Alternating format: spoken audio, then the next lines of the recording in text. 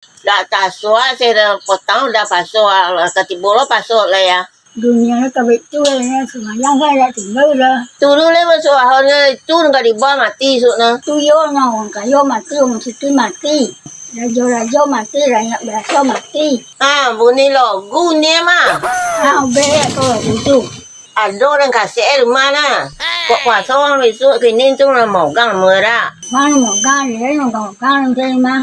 Tu muốn ni lu là có còn nhau thế mà. Ha, apa dia betul lah. Ada tu ti bang đi là mua rồi. Dak go mani lawu ya kan pasok tu na. Cái này bố chỉ thấy con mình là mua hết rồi. Dak buat hati wang ka pasok dah basona hati. Kok le sona hati kita menyambut bulan puasa, sekarang kulit kita lah kau ni dak pina rokok. Cái đây thì bố là chỉ thấy nhưng mà quay. Số san rồi dễ là quá thì có cái này là rồi rồi. Era la poi tu doa kita kina ni. Giờ đó ai là nhà cái cái này nha. Còn nó ra có số cho luôn. Sama-sama na. Cái yêu thầm môi cho nó. Hari kau masuk pasok. Ya dah kau pula kamu dia ke na. Yêu và nó là do bạn đó mà. Nó còn ta không nên là do bạn đó nha. Nya mbak foto. Cái chuyện đó mà cũng biết cái chuyện là phải số sẽ mà. Cacan sama orang kacik lah dia setan.